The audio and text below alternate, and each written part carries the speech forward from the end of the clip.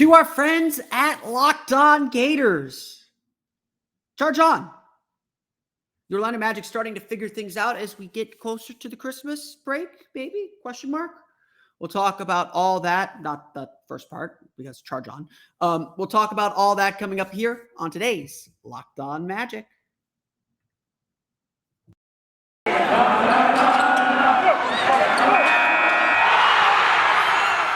You are Locked On Magic, your daily Orlando Magic podcast, part of the Locked On Podcast Network, your team every day.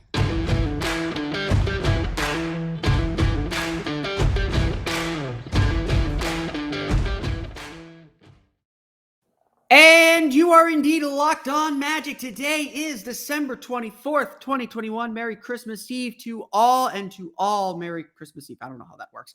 My name is Philip Rossman. I'm the expert and site editor over at OrlandoMagicDaily.com. You, of course, follow me on Twitter at PhilipRR_OMD. On today's episode of Locked On Magic, we will chat about the Magic's 110-104 loss to the New Orleans Pelicans and why the Magic might be starting to figure some things out. We'll see. We'll talk a little bit about what the Magic had to say after the game, about how they were able to get themselves back into this one. We'll get to all that coming up here in just a moment. But before we do any of that, I do want to remind you all you can check out all the great podcasts on the Locked On Podcast Network. We're searching every download podcast for Locked On and the team you're looking for. And we want to thank you for making Locked On Magic part of your day every day. No matter when you listen to us, whether it's in the morning, whether it's in the evening, whether it's on your way home from work, whenever. We truly appreciate you making Locked On Magic part of your day every day. Remember, the Locked On Podcast Network, it's your team every day.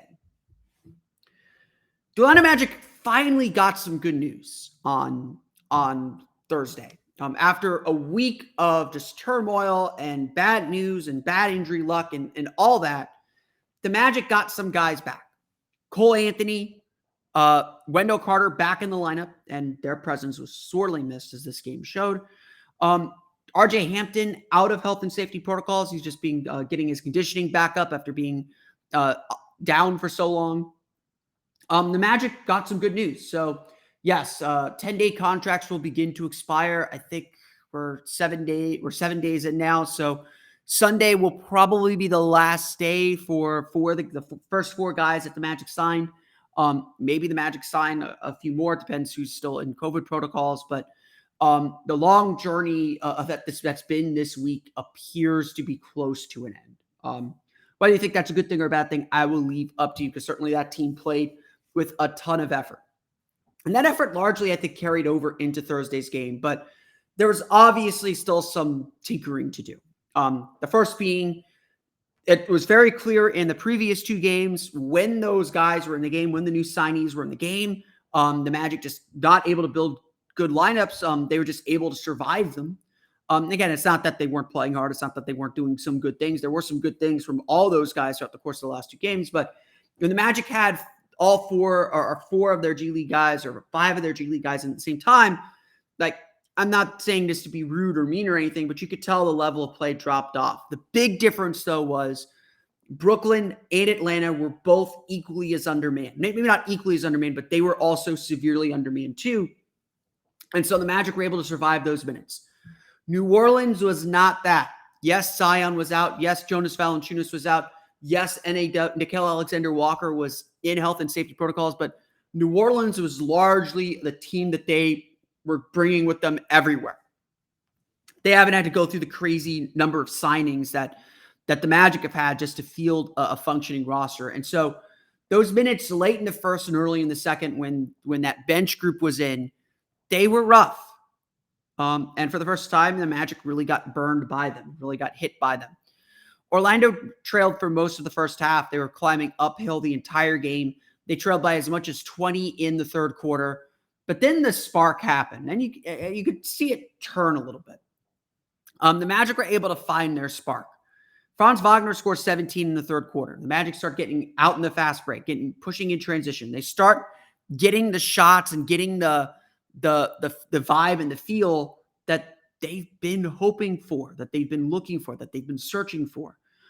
This was a significant, not just frankly, a significantly better effort for the Orlando Magic than we've seen from this group in a while. And slowly that lead got whittled down from 20 to 14 pretty quickly on 2 3-pointers, from 14 down to 7 off a fast break by Franz Wagner, from 7 down to 5, eventually down to 2. Orlando got themselves back in the game, and that run that they put on in the third quarter, it deserves all the flowers. It deserves all the credit that the Magic deserve. They put that run together and they gave themselves a chance to win. Naturally, of course, that bench unit came in. The deficit got up to about 9, maybe 11 points at one point in the fourth quarter. And again, the Magic were just climbing uphill. So if there's a lesson to take from any of this, is the Magic, and we've known this, obviously, and we've felt this, the Magic have to avoid falling behind. They have to stay in the game. They can't be trying to climb uphill every single moment of the game. It is exhausting. It is tiring. And that proved to be the case in the fourth quarter. The Magic were able to climb back into the game when they were down by 9. They got within a possession. But Devontae Graham hit a 3. Cole Anthony missed a shot. Brandon Ingram hit a shot. And that's your ball game. It was certainly, I think there's a lot of encouraging signs. Cole Anthony found his rhythm by the fourth quarter, was really playing well. And yes, he missed some shots late, but if you're going to make big shots, you're going to miss big shots. And so maybe some decision-making has to be a little bit better. But overall, for a first game back after a week off, Cole Anthony looked really good. He found his rhythm. He kind of found himself during the course of the game. Wendell Carter provided great defense. Orlando was able to dig down and defend a little bit, and that's how they got back into the game more than anything else.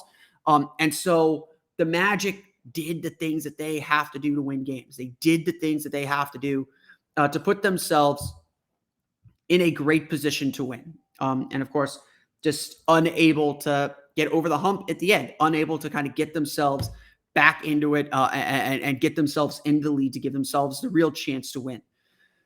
This is a young team. We know that there's going to be learning moments, and this was certainly a big one. But at the end of the day, too, and the box score kind of shows this, the bench unit just isn't giving the Magic what they need to stay in a lot of these games. Again, if the starters have a bad start, it's going to be a long night.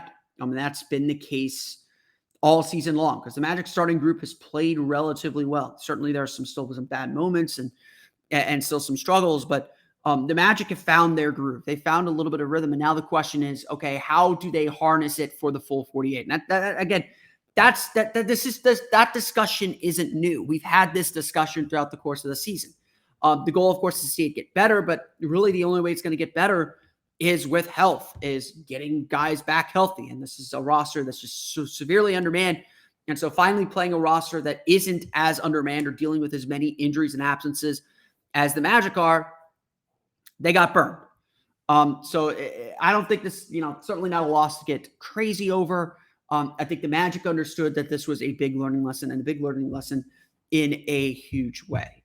Again, there's still a lot of good to take from this game. Cole Anthony playing really well coming back from injury. He's only going to get better as he gets more into rhythm. The Magic taking the next 2 days off, or no practice at least the next 2 days because of the holiday. They'll be back Sunday against the Miami Heat. There are a lot of good things going on with this Magic team. It's still just about getting all those pieces together again. That's not a new topic. We've talked about this over and over again. It's been the story of the Magic season outside of the injuries. We'll go through the box score. We'll talk a little bit about what we saw from each player coming up here in just a moment. But first, a quick word from our pals at TrueBill. Do you know why free trials renew without your consent? It's sort of a business scam out to get you. So don't let greedy corporations pocket your money. Download TrueBill to take control of your subscriptions today. TrueBill is the new app that helps you identify and stop paying for subscriptions you don't need, want, or simply forgot about. On average, people save up to $720 per year with TrueBill. Because companies make subscriptions hard to cancel, TrueBill makes it incredibly simple. Just link your accounts and TrueBill will cancel your unwanted subscriptions in one tap. And your TrueBill concierge is there when you need them to cancel unwanted subscriptions so you don't have to. TrueBill has more than 2 million users and helped save them more than $100 million. Don't fall for subscription scams. Start canceling today at TrueBill.com/LockedOnNBA. Again, go right now. TrueBill.com/LockedOnNBA could save you thousands a year. TrueBill.com/LockedOnNBA. Today's podcast also brought to you by Built Bar. This holiday season, grab the protein bar that tastes like a candy bar, or even better than a candy bar. Built Bar is filled with so much holiday goodness, rich with decadent flavor, covered in chocolate, but amazingly low in calories, sugar, net carbs, and fat, and also high in protein. You get the best of both worlds, delicious and healthy. There are so many flavors you'll have a hard time choosing. Well, you have raspberry mint brownie, cherry or double chocolate, cookies and cream, or peanut butter brownie.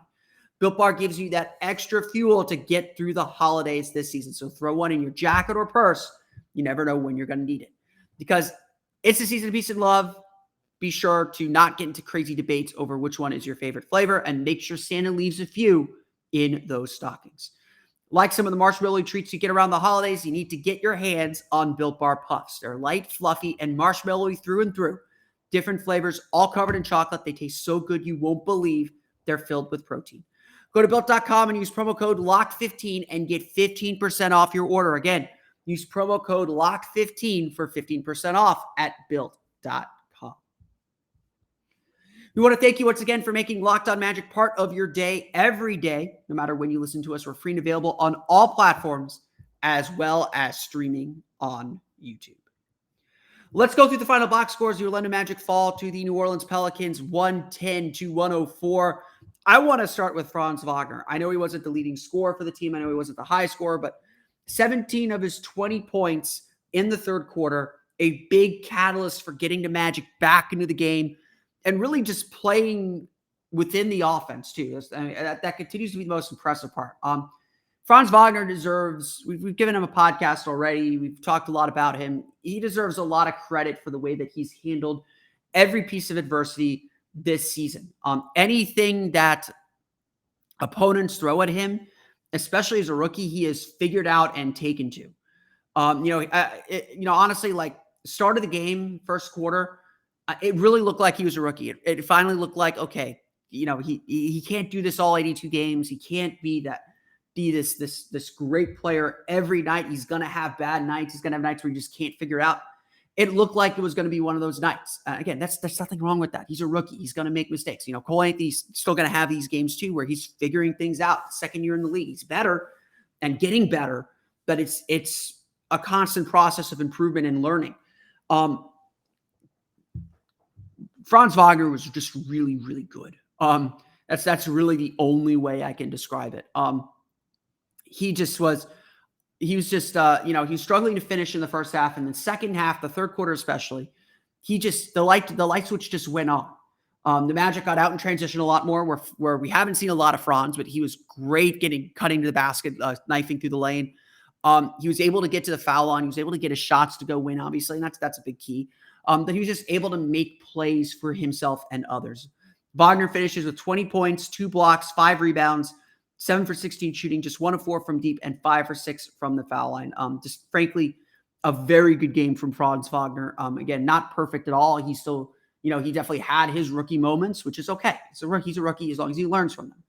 But every time it seems like this kid is getting ready to hit some adversity, he powers through it. He plows through that wall. And that's really, really, really exciting for the Orlando Magic. Obviously, really, really just exciting in general. Cole Anthony, 22 points, 7 for 16 shooting, 0 for 6 from deep, 8 for 9 from the foul line, 5 rebounds, 11 assists.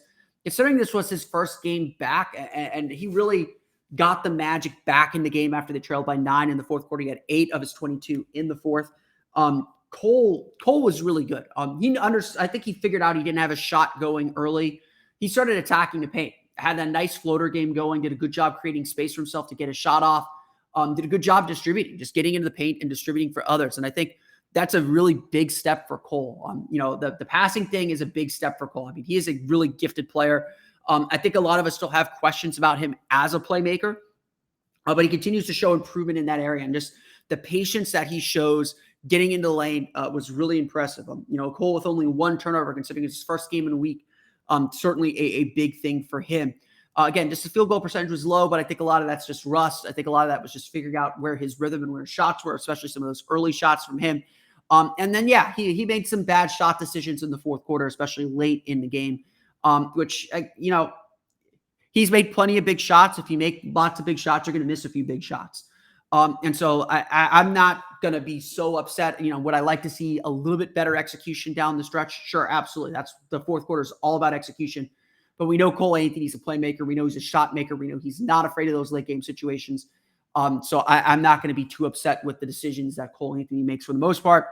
Certainly you can go back, review the film and say, okay, I could have done this better. Again, so much of this season is about learning and getting better and making better decisions the next time you're in those situations. So a really good game from Cole. It's really good to have him back and really important as well.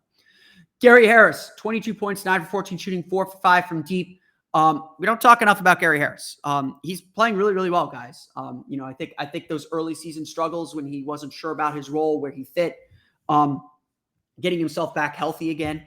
I think that those days are behind him. I think he's found his rhythm, and I think he's playing really, really well. And he is a solid defender, did a great job on Brandon Ingram, especially in the third quarter to get the Magic back in the game. Was really the best offensive option for the team in the first half when the Magic's offense was really struggling. Just did a lot of good things. So I really like what Gary Harris was able to do. And I like how Gary Harris has played for a while. And a lot of it is just, you don't notice a lot of it. He functions really well within the offense. The Magic can swing it to him and trust him to hit those open threes. He made 4 of the Magic's 9 3-pointers in the game. This is a game where the Magic just struggled to hit from deep. So I think the Magic have to be really pleased with him. Wendell Carter, 17 points, 5 for 12 shooting, 6 for 6 from the foul line, 12 rebounds for him, 3 block shots. Wendell was certainly trying to find his sea legs. I think the thing we're always watching with Wendell is he being aggressive with his shot and his shot selection? Is he being aggressive, looking for his shot, taking those jumpers? That's always, I think, been the big question with Wendell. It was a big question when he was in Chicago. It remains a bit of a question as well here, where you want Wendell to take shots, and you're just urging him, take your shot. Don't mess around. Just take your shot. And that, I think that's still something that the Magic have to be pushing for. The Magic have to be hoping that he continues to do. As sometimes he doesn't do it. Sometimes, he passes up shots, and sometimes it's a good decision. Sometimes that's a bad decision. Wendell, I think, got more aggressive as he got more comfortable as the game went on. His defense was really good for the most part. Did a great job blocking shots, protecting the rim, which obviously is a big part of his game as well. So again, first game back after, half week, 6 days, so almost a week now.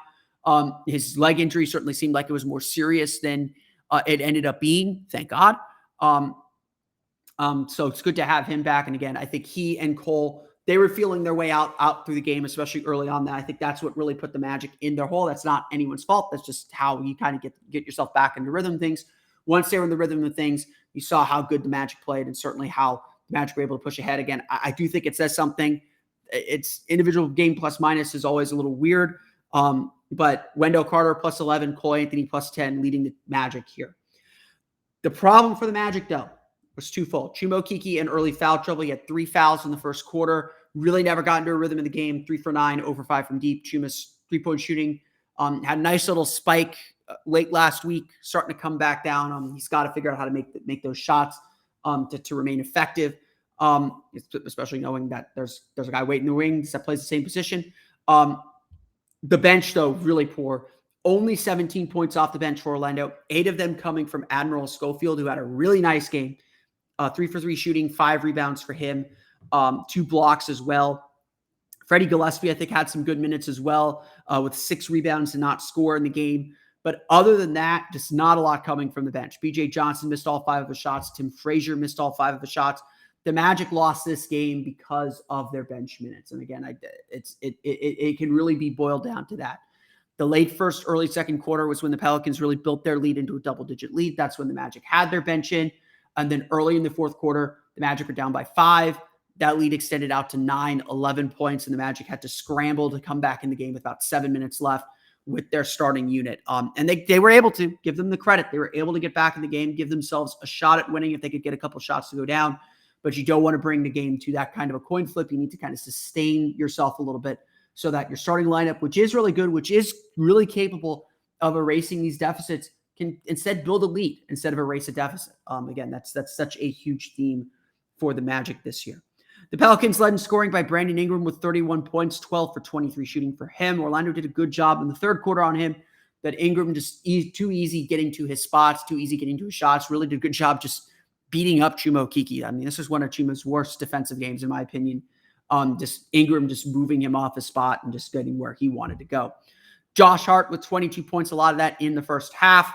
Devontae Graham, 20 points, 5 for 14 shooting from deep. All of his made field goals were from deep. 6 assists for him. They get 9 points off the bench from Thomas Satoransky, as well as 16 rebounds, 7 offensive from Willie Hernangomez. The Orlando Magic fall to the New Orleans Pelicans, 110-104. We'll talk about what the Magic said in the locker room and why that's a sign the team is figuring some stuff out. We'll get to that coming up here in just a moment. But first, BetOnline has you covered this holiday season with more props, odds, and lines than ever before as football continues its march through the College Bowl season and the Pro Football Playoffs. BetOnline remains your number one spot for all the sports action this season. So head to the website or use your mobile device to sign up today and receive your 50% welcome bonus on your first deposit. Just use the promo code LOCKEDON to receive your bonus. From basketball, football, NHL, boxing, and UFC, right to your favorite Vegas casino games. Don't wait to take advantage of all the amazing offers available for the 2021 season.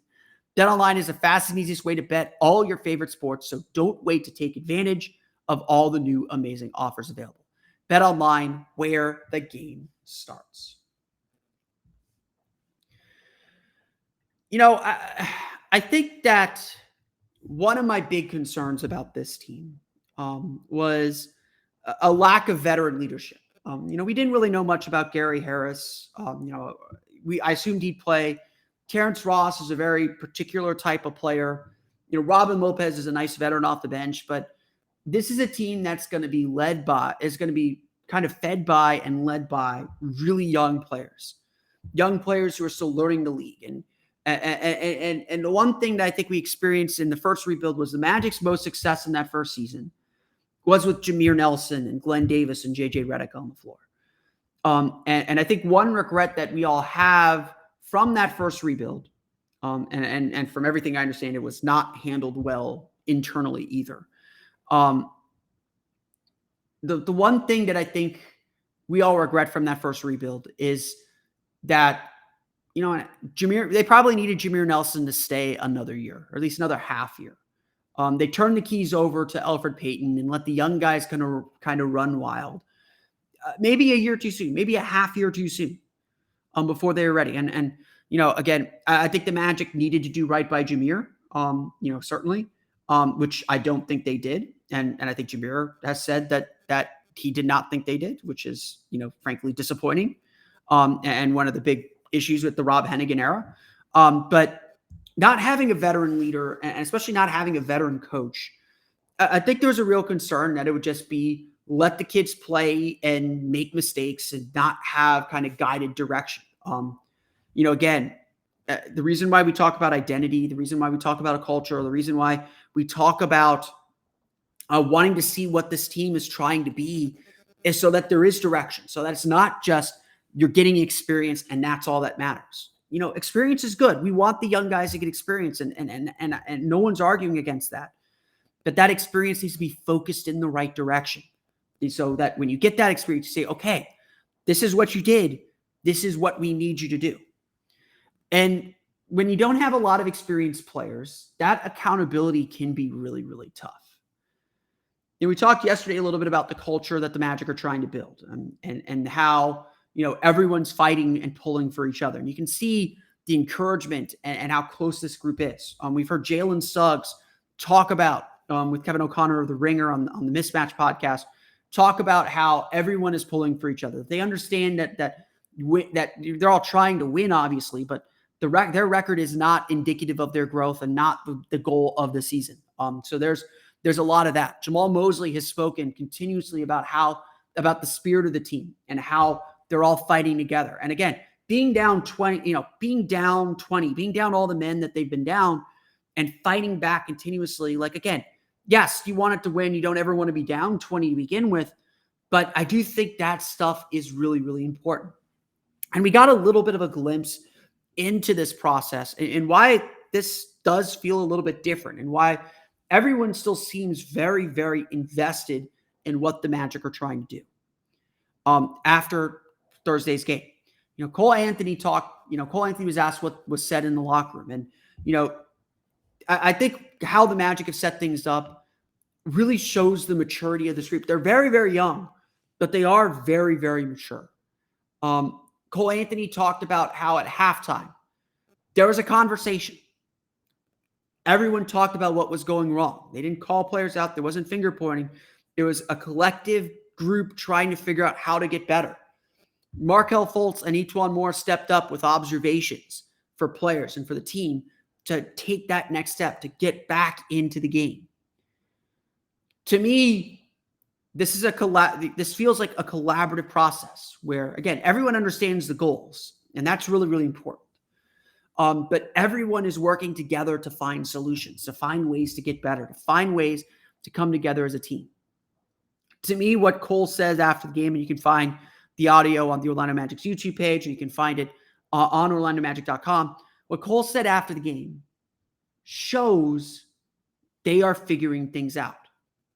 It tells me that this group is doing all the right things, is striving together, is fighting together, is staying together, and is working together to get better. Again, we talk about culture, and that is certainly a buzzword. That is certainly a word that does not have meaning or has only the meaning you attach to it. But this ownership, this collective ownership that this group has, this desire to get better, and frankly, their willingness to be held accountable to each other is such an important step. Now, obviously, there's tactics and strategy and plays and everything else that still has to be developed and still has to grow as well. I know I've said this on this podcast before. Effort's half the battle. This team tries hard. They play hard. But effort without direction is meaningless. You can play hard, but do the wrong things. Okay, that's good that you're playing hard. Now let's get you to play hard and do the right things. Let's get you to play hard and do your goal or your role or this objective or this thing. Play hard at this thing. Don't play hard at the thing we don't need you to do. Again, that's one of the reasons why I don't like using effort as a measure, because it's hard to measure and it's hard to say what the right thing is. You know it when you see it, obviously. The Magic, though, have been able at times to really kind of pin down what they need to do and how they need to get better. And yes, it'd be better if they did it right off the bat. That's what veteran teams do, and that's what this team's going to have to increasingly get better at as the season goes on. But Thursday's game, Wednesday's game, those are culture moments. And the Magic have to be really pleased with the culture that they're developing. And again, they stick to this process. If they keep doing all these right things, they're going to find the results. They're going to get them. And obviously, I think the Magic are on the right track. I want to thank you all again for listening to today's episode of Locked On Magic. Of course, find us on Twitter at Locked On Magic. Subscribe to the podcast, Apple Podcasts, Stitcher, TuneIn, Himalaya, Google Play, Spotify, Odyssey, and all the fun places to download podcasts to your podcast-enabled listening device. You can find me on Twitter at PhilipR_Bean. Of course, for the latest on the Orlando Magic, be sure to check out OrlandoMagicDaily.com. You can follow us there on Twitter at OMagicDaily. Now that you're done listening to us, be sure to listen to the Locked On Bets podcast, your daily one-stop shop for all your gambling needs. Locked On Bets, hosted by your boy Q, with expert analysis and insight from Lee Sterling. It's free and available on all platforms. That's going to do it for me today, though. I want to thank you all again for listening to today's episode of Locked On Magic. Everyone, have a very Merry Christmas, a very happy holiday. If you're like me, you'll enjoy the Chinese food in a movie like you normally do. I want to thank everyone for just a great year, calendar year. And I hope everyone has a very restful holiday, whether you're celebrating today on Christmas Eve. I know today's the observed day for your work holiday, or celebrating tomorrow on Christmas Day. Really do appreciate all of you listening, and want to wish you all a very happy holidays, very, very Merry Christmas. However you choose to celebrate or don't celebrate, have a fantastic day. We'll be back again Monday to talk about the Orlando Magic's game against the Miami Heat. Until then, though, for Orlando Magic Daily and Locked On Magic, this has been Philip Rossman-Reich. We'll see you all again next time for another episode of Locked On Magic.